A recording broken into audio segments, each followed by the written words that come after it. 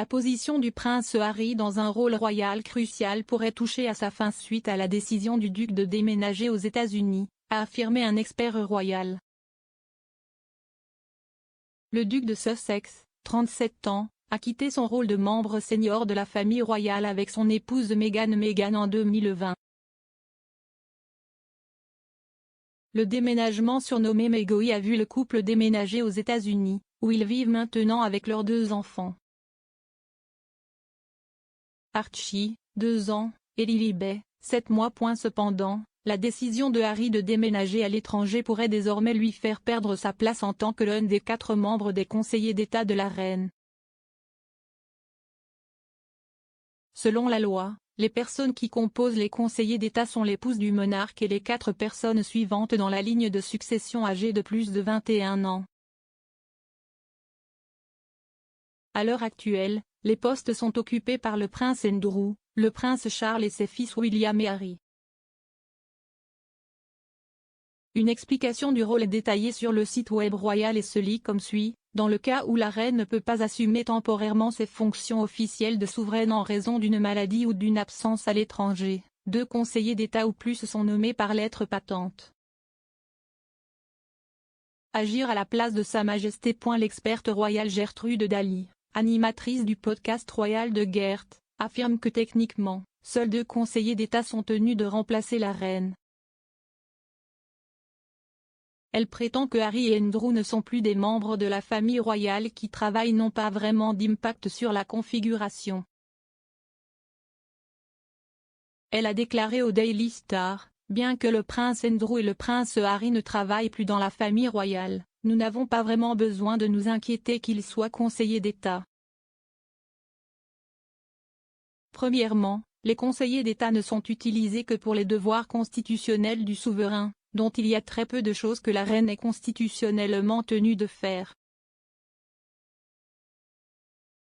Des tâches telles que la réunion du conseil privé et la réception de nouveaux ambassadeurs ont généralement lieu 1 fois par mois et peuvent être repoussées à une date ultérieure si la reine est malade.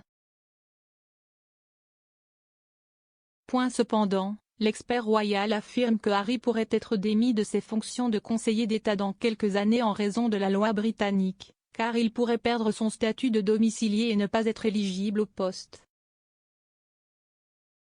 Harry pourrait être remplacé à son poste par ses cousines la princesse Béatrice ou la princesse Eugénie, selon qui est le monarque régnant à l'époque. Elle affirme que ce remplacement ne se produirait que si Harry ne retournait pas au Royaume-Uni dans le délai imparti. Gertrude a déclaré: une autre raison pour laquelle le prince Harry n'a pas besoin d'être démis de ses fonctions de conseiller d'État maintenant, c'est parce qu'il ne sera de toute façon pas éligible dans quelques années. L'une des conditions requises pour être conseiller d'État est que vous devez être domicilié au Royaume-Uni.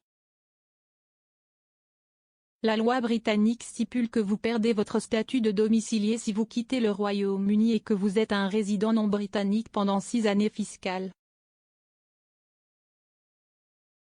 Ce n'est pas une règle royale, mais une loi britannique qui s'applique à tout le monde.